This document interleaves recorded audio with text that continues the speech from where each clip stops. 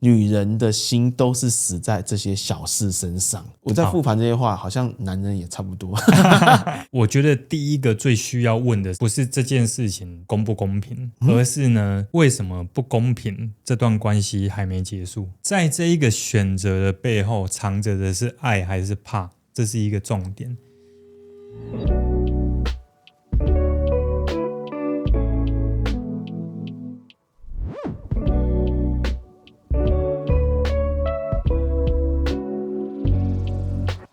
欢迎来到人生解扣方程式，我是节目主持人 Jaco。今天很开心又邀请到我的好朋友小欧，可以一起来节目聊一聊关于人际沟通、伴侣沟通这件事哦。那我们就先欢迎小欧。大家好，我又来了。今天会有这样一集，是我跟 Jaco 问说，因为我毕竟也做人杀的频道，也做了3年的时间。那过去我也辅导了1000个学生，那我发现这些学生都有个共通性。就是他们在关系从好到不好，我发现都是有一些小事情不断的累积。前阵子不是很有名的 Netflix 影集就有提到，就是欠你的那场婚礼嘛，里面就提到说，女人的心都是死在这些小事身上。我在复盘这些话，好像男人也差不多，就是我们也差不多，就我们也是嘛。就比如说，我的另外一半一直不断的对我咄咄逼人，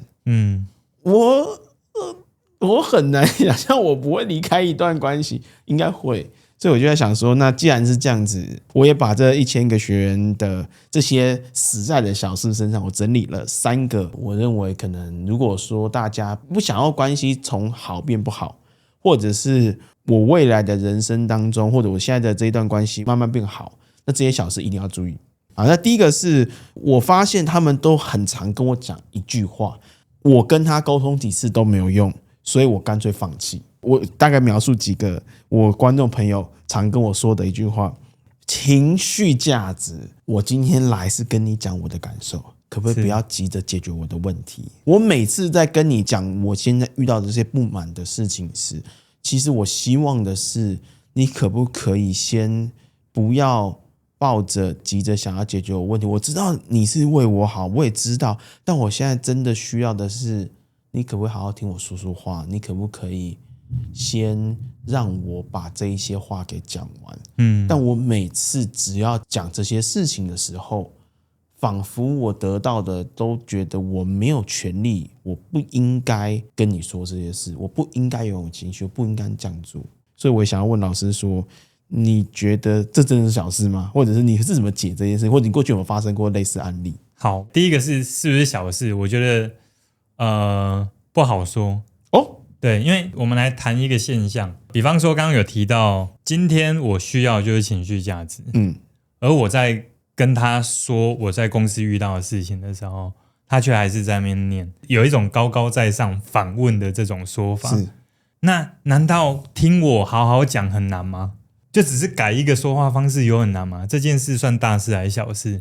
其实我觉得我们拆解2个东西。第一个东西是假设对方是一个非常重视逻辑跟正确性的人，那你要一个人在听很明显有漏洞的地方然后他不可以针对说这个点好像敲一下就过了，或者是这件事情呢，过去半年已经探讨过大概5次或6次，但是这一个人遇到这样的情况是不要提比较好。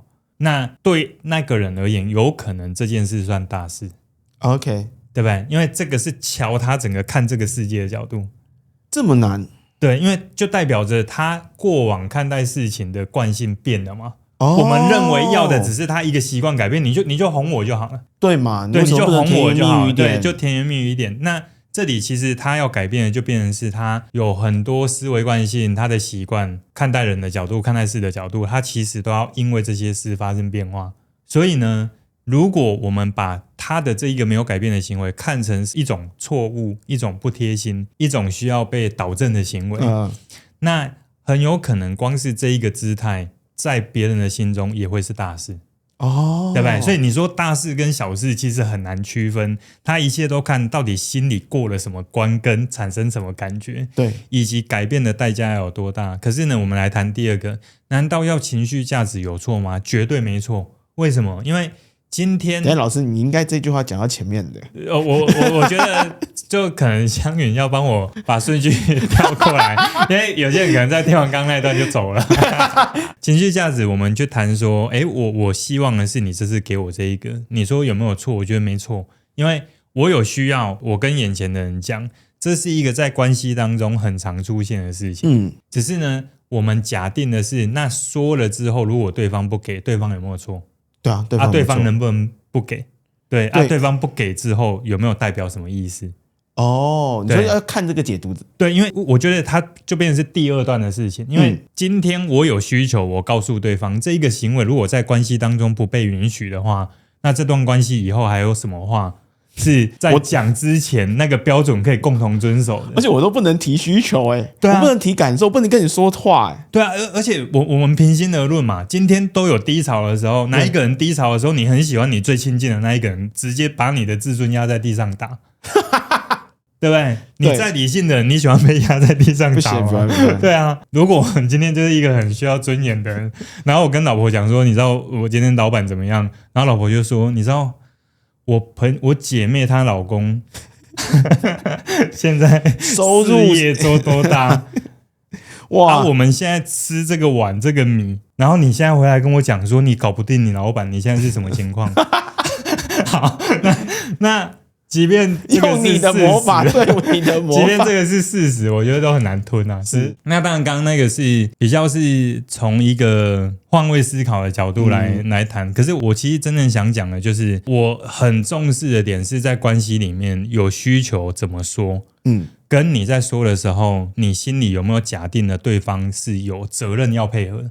等一下，你刚刚讲假定是什么意思？这个假定的概念是说，我们心里对于关系、对于人、对于别人的下一个动作该怎么做，有没有一个既定的标准、预设的立场，或者我假设的一些事情必然要成立？你说假设你没有做就是不对，对，那就代表这段关系有一把尺。那为什么人会有这个习惯，或者是为什么他会不自觉做这个行为？我觉得为什么的原因有太多了，因为一个人他对于事情的判断有很多都是来自于过去到现在所有收集的资讯，还有很多跟他的基因有关，对不对？然后包含跟他的生长背景有关，所以原因真的太多。可是我觉得可以谈的事情是，这一个假设如果我们没有去觉察出来，它很有可能就会变成是一种影响你情绪但是你不自知的事情。我打比方说，我认为我的另外一半他应该是要一个可以读懂我情绪的人，又或者在我需要的时候，他必须要可以站在我旁边替我着想的人，那这一个必须在心中就是一种假设跟标准。可是当我没有意识到原来这件事情在我心中是一种必然的结果，我只要看到眼前的情况不符合这一个必然的结果，我就会产生一种不满足、不开心，甚至是失望，对不对？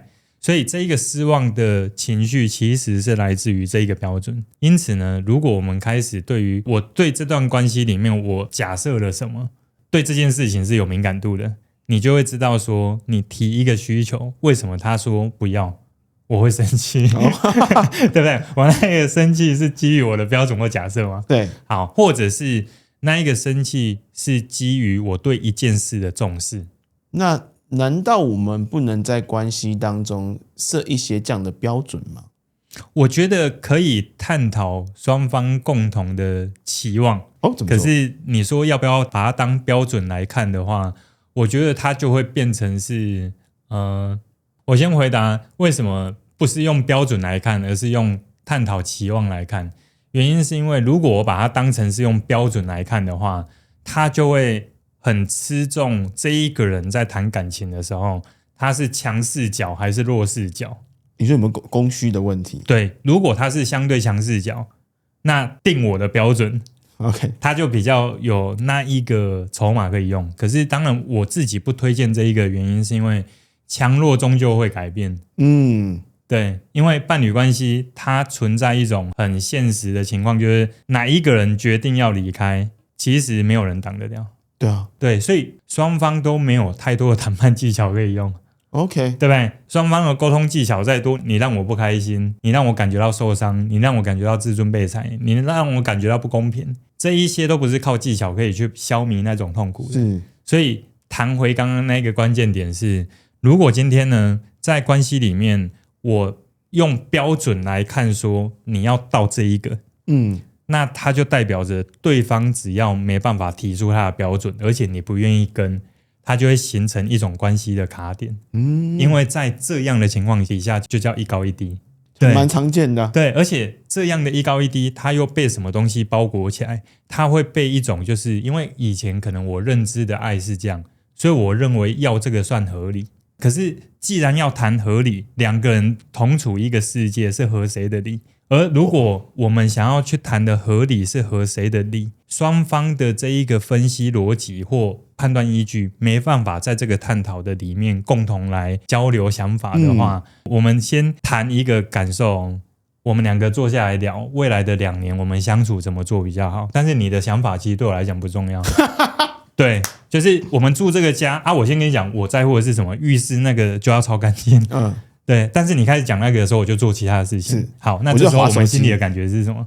就是我的需求不重要啊。对，可是我沟通技巧很好啊，有用吗？没有用啊。对，所以我才会说那个关键在，如果我们要交流，我心里对关系有期望，那我们就要记得一件事是，这个期望尽可能是双方都提出来。第二个比较重点的，就像这是我伴侣关系必修课程里面有特别讲的，我们还要去理解那一些期望背后其实希望被满足的6大核心需求是哪几个。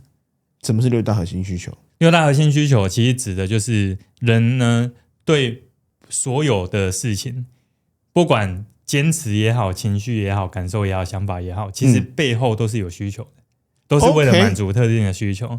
那这6大核心需求，你可以把它当成是每一个人做任何事情跟坚持，都是为了满足这6大核心需求的其中几个。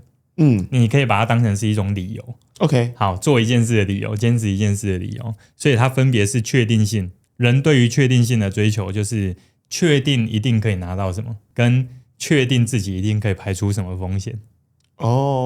就比如说我去工作，确定会有钱。对。第二个是不确定性，或者我们可以把它看成是多样性，就跟我们会期待人生有变化。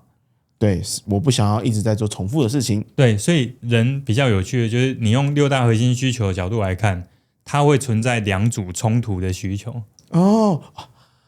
OK， 确实我们会常在关系当中会遇到这种冲突。对，所以就像有人希望关系要多变，可是不是伴侣的数量，是变相处的方式。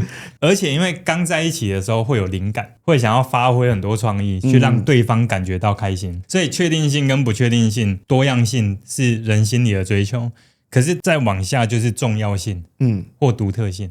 那这个重要性指的是我能不能在这世界上成为一个有影响力的，有创造一些痕迹的，对不对？或者我在你的心中重不重要，比谁更重要？对，老师，我可不可以理解？就像有些人会在关系当中，他们会相对没有安全感，因为他们会认为说，如果你的一些行为让我感受得到，好像我没有这么重要，就会是你刚刚讲的这个排序的感受嘛？对，而且因为需求对人的影响都会外化在他相处的这些规则上面。OK， 对，就像有些人是这样，出去玩的时候，他很需要是事情一切都要照行程走。那他是确定性的追求还是不确定性的追求？事情确定性其实是确定性的追求多一点。可是呢，我们为什么要从需求角度去看？是因为我们每一个人有可能在6大核心需求在人生当中的前2名都是不太一样，前2名都不太一样，不一定一样哦。比方说，就像有些人他是希望确定性多一点，是，所以不确定性的排名可能会少一点，是。可是呢，后面其实还有2个，其实一个就是成长，一个是贡献。所以有些人在关系当中，他反而更重视的是成长，关系可以成长。成长的概念就变成是说2个人有没有能力一直在进步OK， 对不对？2个人相处的方式有没有不断的越来越深入？就是我1+1大于2，对，甚至是2个人相处的方式、理解彼此的方式有没有随着年纪的增长越来越深层？这是好像也是一种共同成长的概念。是。所以有些人他在一段关系里面，他如果感觉到自己停滞了，每天就只能一直在那边煮东西、泡咖啡干嘛的，他也会觉得自己没有成长。所以因为需求对人的影响是这么的直接，所以如果我们不是用这个角度去理解一个人，那你就不会知道他为什么那件事死都不改。你刚讲的时候，我想到一个场景，假设今天我们两个一起出国，钱是我出，但是我是一个不确定性，我就是想要睡到自然醒的那个人，但你是一个要求确定性，什么事情1分1秒，今天11点半就是一定要到现场，我11点29分到就是不行。当然钱是我出的情况下，你这样要求就会造成这两个的冲突，我可以这样理解吗？对，所以其实这里的概念就会变成是说，那我们想一件事哦，我们对于需求的看重，不管哪一个更重视，你也好，我也好，是不是都有一些不同？对，那它是否是一个可以容易改变的探讨的议题？比方说，就用你刚刚的那一个例子来讲，对，我今天是出钱的，好出国，那我希望的就是多样性嘛，对啊，自在就好，是对，但是你希望的是这样，所以这个时候你要来跟我谈说，出来要完全按照规则走，对吧？时间不能浪费啊，对啊，要完全按照规则走。那这个时候，你觉得换成我们是重视不确定性、轻松的、自在就好？那这个时候你会容易被说服吗？不太容易。而且你被说服的当下，会不会有感觉？就会觉得我其实抱着一种我其实不认同、不喜欢的事情，但我因为无奈只能妥协。所以这个时候，它就会容易变成什么？我刚刚在讲了，为什么是谈期望而不是谈标准？因为每一个人的坚持背后，很有可能都会跟6大核心需求的哪几个有关联。难怪回到我们开始后的主题是沟通几次无效，我干脆就选择放弃。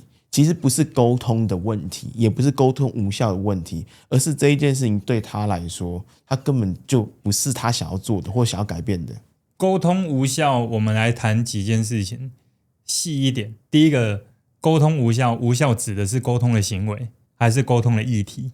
对，你还差在哪边？对，因为沟通的行为无效，就比方说我都跟你讲英文，可是你只听得懂台语，那就有一点难。那 GPT 就要即时翻译嘛？对，但是我想讲的就变成是说，我使用的语言其实就是你听不进去的那一种。对，比方说，我使用的是讲道理，可是你更希望的是先给情绪价值。是，那我的这个沟通方式无效，是因为这个不是你可以接受的。是。第二种跟事件有关的是，我要沟通的就是你原本是重视多样性、不确定性，可是我要沟通的是你从此重视确定性。就是你原本是一个1分1秒都要准时的人，但是现在要你突然可以接受完全弹性，对这一件事情搞不可预期，都没关系。对，哇，感觉所以会有一个分裂。所以如果我定义这件事叫沟通无效，那会不会它会造成了两个人在理解彼此的时候，其实他们误把双方判断成那一个人是一个讲不听的人？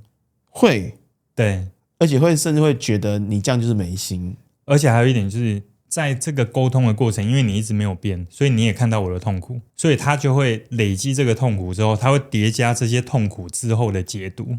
例如呢？比方说啊，我跟他沟通好几次，他还是不改。就像刚刚讲沟通，对啊，所以他那个行为又再来一次，所以他是明摆着要让我痛苦就对了，他故意的。对，我就直接讲一个，曾经有人问过我说，那我跟我的另外一半，我跟我先生已经是长达快10几年的时间，沟通那件事都没共识，然后对方都不改变，可是我看他那样，我就是很痛苦。可是我跟他沟通怎么讲啊，对方也告诉我他的理由了，可是我就无法接受。所以我能不能买你这堂课，然后约他一起来上课？可以吗？我是跟他说不要，除非他来上课是为了有不同的视角来看待这件事。他的需求如果是这样，他找到一个更豁达的视角来看，我觉得这堂课或许可以。但是如果他是希望我上了这堂课，他的先生就改变了那个10年不变的坚持，那我觉得这件事不但不现实，更有可能造成他自己的无力感跟失望，这是我更不想要的。OK， 对。所以我可以理解，如果我今天发现我们常常因为一些小事而造成刚刚讲我沟通了几次都无效，这堂课更多的是可以帮助我说，那为什么无效？原因在哪？我可以找出一些脉络跟顺序在。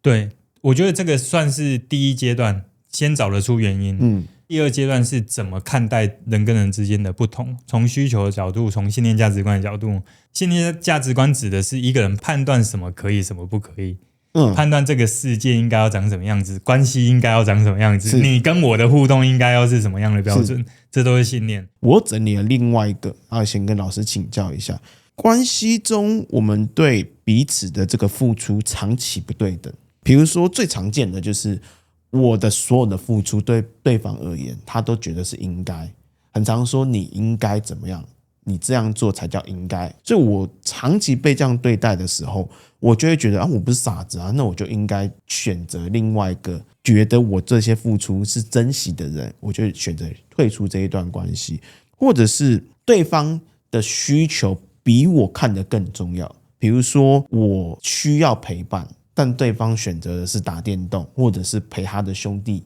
或者是做他想做的事，但我长期跟他讲这些需求时，但他永远都忽视我跟他讲的这件事情。不管怎么样子，他都有一堆的理由在这件事情。所以我发现像这样子的关系都会有一种像是我们即便住在一个屋子里面，我们是伴侣或者是夫妻，但我们最后变成有点像室友的感觉。这个有得解吗？或者是我该怎么拆解这件事情？当有一天我们在探讨的议题都是付出不对等，对，那我觉得第一个最需要问的不是这件事情公不公平，而是呢，为什么不公平？这段关系还没结束，我究竟是为什么付出了那么久之后，对方也都不珍惜我，而在这样的情况底下，我却还没有走，我却还留在这里。对，因为在这个问题底下呢，隐藏着我对这件事情，我究竟当时为什么会坚持到现在？因为如果我有意识到，我一开始就知道他没那么爱我，而我本来以为是相处久了他会越来越爱我，我以为我的这些付出有一天你会看见。对，所以他其实是想要用过去的时间来赌这一个人会爱上我，或者更爱我。那所以如果我们看到的原因是这样，我们这个时候就可以来确认一件事情。好，那以过去花了1年的时间来赌这件事情，是来争取这件事，到现在的这一个成果怎么样？通常我的这些观众朋友在问我这些问题时，就是他们已经分开了。好，所以这一个关键点就是，如果今天呢，我们从另外一个角度来看关系的这一个形成，跟关系当中两个人怎么付出，我们谈一个现象，一起来探讨。通常两个人在一起的时候，我们以过往的经验，包含朋友看到朋友之间的相处，对不对？是那一个很爱对方啊，是越来越爱居多，还是那个爱会是一个转换跟递减跟升华？都有可能会伴随着不同的状态会不断的改变。对，而我们其实都意识到一件事情是说，一段关系在一起越久的时候，它其实堆叠越多摩擦的几率是高的。对，因为付出嘛，对，责任嘛，共同面临的问题是价值观的冲突在磨合，甚至有对彼此的误解在讲开，所以它是不是累积很多感觉？是，所以它都跟一开始一个很纯净的状态，我很希望留住你，你也很希望留住我，所以在这样的情况下，我们是愿意付出很多。对，可是到后来，如果慢慢的这一个付出变少，我们就谈两种曲线，一种曲线是一开始很高，到后来很低，那我们就要知道是不是有关系形成卡点。是，对。可是如果是一开始就低，到后来更低呢？对，两种曲线嘛，不是原本一开始低会变更好。刚刚那个问题指的是说长期就失衡嘛，是，那就代表他一开始的起点对方就已经是低的啊。对啊，那到后来又更低的时候，我们是不是就可以意识到对方愿意投入在这个关系的比重是少的？是。那其实呢，之所以谈刚刚那个现象，是想要谈说，以比较高的概率来看，如果一开始都没有花那么多心思去珍惜的人，后续要在越来越珍惜的难度是高的。那难道我要因为这样子我就一定要离开这段关系吗？所以它就变成是一种选择啊。你还是可以选择继续去赌那一个未来啊。对，只是你想要去赌那一个未来的时候，你就要记得一件事情，这个时候你希望获取的是对方要更珍惜你。那如果对方要更珍惜你，我们去想一下人之常情哦，你会去珍惜一个人是因为对方的要求，还是因为那一个人让你觉得必须得珍惜，而且很自然而然的，你看到他就会想要付出更多去留住他。后者啊，后者嘛，对不对？所以我们就会知道，那什么样的条件可以创造后者的情况？是我不断的要求，不断的传讯，你问他说为什么你今天又不来找我？你怎么还没回来啊？对，你怎么又陪你兄弟？你怎么又陪你姐妹呢？哪一个比较容易创造后者？这个都创造不了。因为我还是想尽办法去提供一些思路哦。如果今天我真的希望让这一个人可以变得更珍惜我，对不对？那我有可能要往另外一个方向，除了说以外的方向去想。还有其他方法吗？我需要具备怎样的条件，会让他觉得跟我在一起是一个重要的事情？我需要具备怎样的生活形态？我需要具备怎样的能耐？甚至我的外在条件也好。我今天不谈男女哦，我今天谈的就是人跟人之间的吸引。刚刚这些都是有印象分数，是都会有一些影响的。那我该如何增加这些分数，直到我测试起来，他真的也因为这样越来越靠近我？那这个时候我们就可以去想，这一个人值得我为他这样做吗？哦，对，因为如果这一个人不值得我为他这样做，那我也知道这是我做错的选择。而如果我认为我想要赌赌看，那我们就可以去想往这个方向做。你慢慢的也会在做的过程，你也会知道说这个是不是你。好像如果是这个过程，对方让我觉得越来越值得，我会越来越投入这件事情。就看了啦，就看了，因为我觉得到这里就完全是一种选择。因为有的人会说不要笨，对，为什么那个人不值得？我觉得是这样，就是我们人这一生学到的东西，有一部分都会跟你去尝试你的选择之后，你才知道会获得什么，而你会以着你获得的东西去决定你之后遇到类似的情况你要做什么。就是如果我今天没有先下水，我这辈子不会学会游泳。对，而且这件事情呢，是你听再多道理都没有用，就跟你看我们小时候听到的劝诫，难道不够多吗？就是爸爸都跟你说，我吃过的差对比你还多。而且其实我觉得还会有一种心态是这样，我觉得不会是我。哦，你说侥幸心态？我说的，或者我觉得是幸运心态。我觉得我比较幸运，我觉得应该对啊，因为我觉得几率问题其实本身。我就天之骄子嘛，就是有跟有，我今天就不会发生嘛，就是有跟没有而已嘛，对对不对？所以你说到底会是怎么样，没有人说得准，所以我也不敢替别人算命说你这个一定会中或不中。是，那我们谈的比较像是你知不知道你在选什么，而且你知不知道是你选的。或者有另外我当听来是，你知不知道你这样选择你会损失什么，而那个损失是你要去面对跟承担的。对，而且当你知道是你选的，而且知道你选择的代价有哪一些，那这个时候会比较有力量一点哦，对不对？因为我吞也吞得不要下去了。如果我们把它当成人生都是一种赌注的话，那如果是我在赌，那我心甘情愿嘛？对，对不对？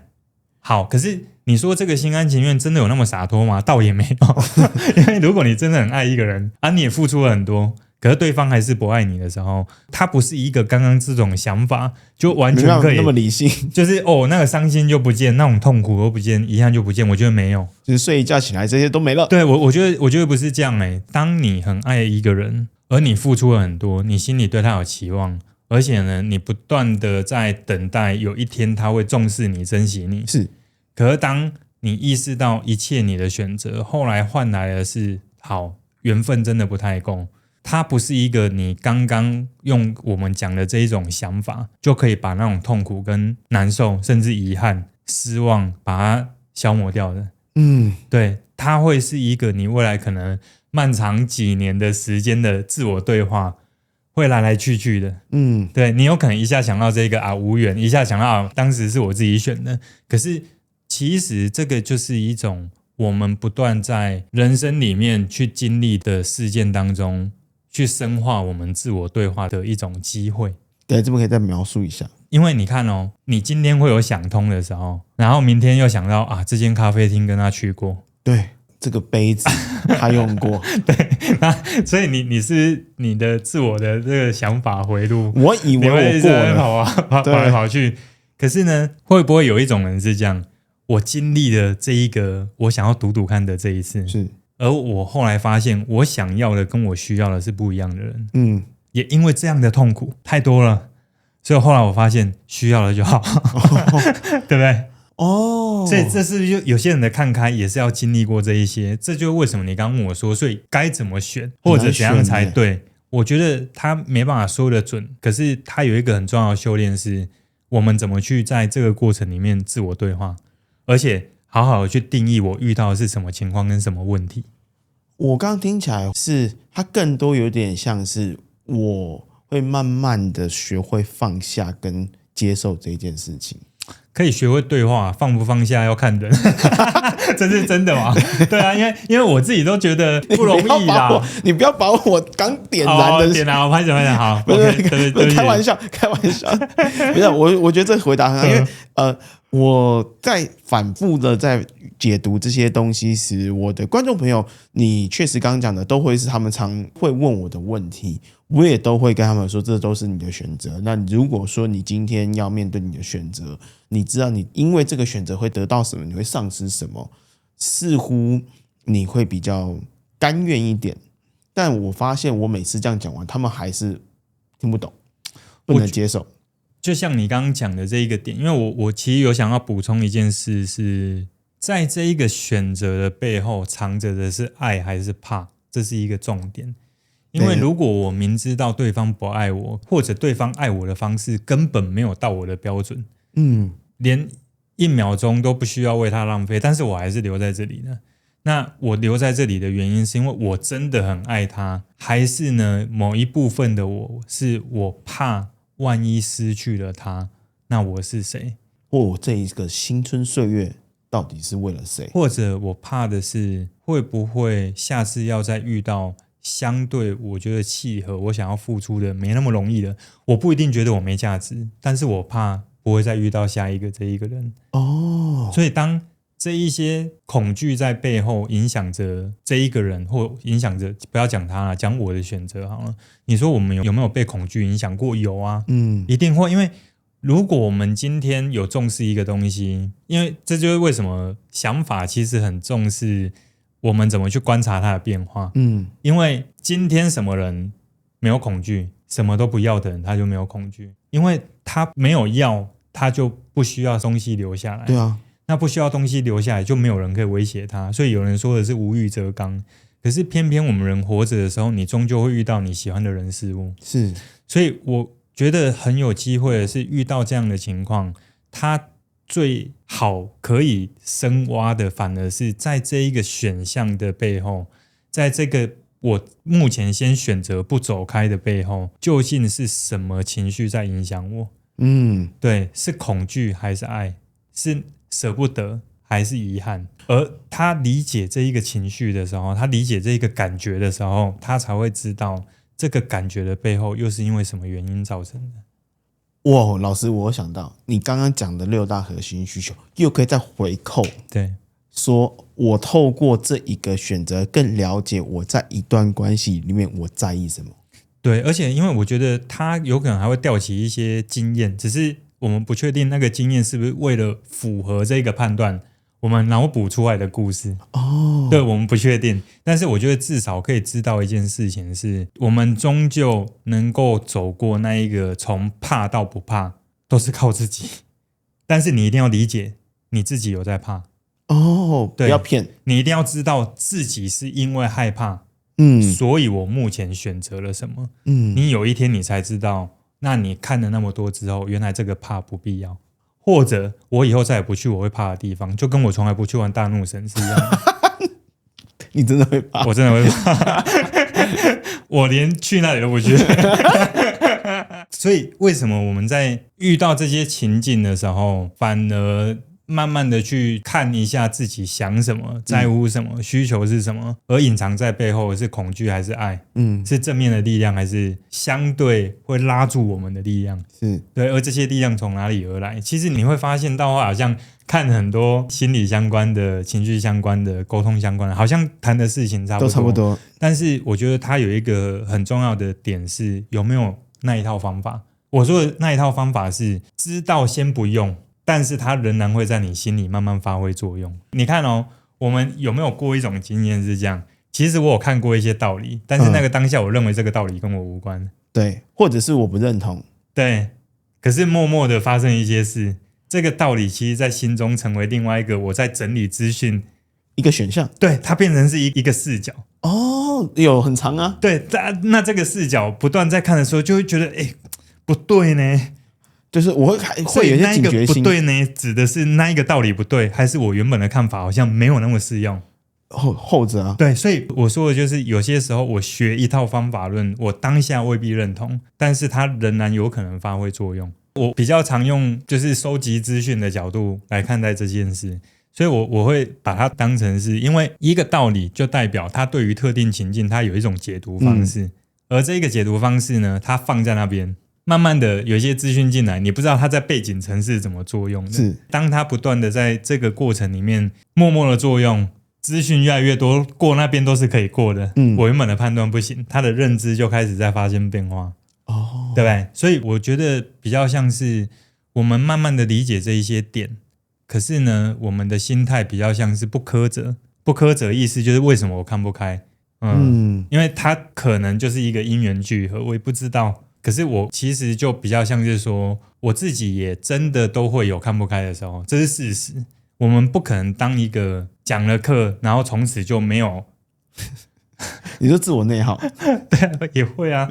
甚至我觉得也可以理解，遇到一个，比方说我们跟他在互动上、相处上，都会觉得，希望是可以，有点像，比方说我跟莫，我们的学院，我的好兄弟兼合伙人，我跟他也会有在开会的时候，然后我会有那个情绪会压不下来，这也是事实。对。可是那一个情绪压不下来，是我让我自己太累了。所以你说我们人会不会因为很多的事情发生变化？会。所以我想说，就是不苛责的概念是你不会知道现在或接下来会影响你的是什么。是。可是我们能够让自己有觉察的方法、梳理的方法以及理解的方法。是。那这个都会有助于我们在跟另外一个人相处，或遇到刚刚讲的那件事，对方不珍惜我，我要不要赌？那我们有可能要修炼的事情是第一天看到直接转身走，没有第二天毫不犹豫转头。对，因为我们知道后面没路了嘛。是。对，或者那一条路太辛苦了，或者是我已经不想要再受到这样重复的痛苦，这件事我已经知道我不要了。对。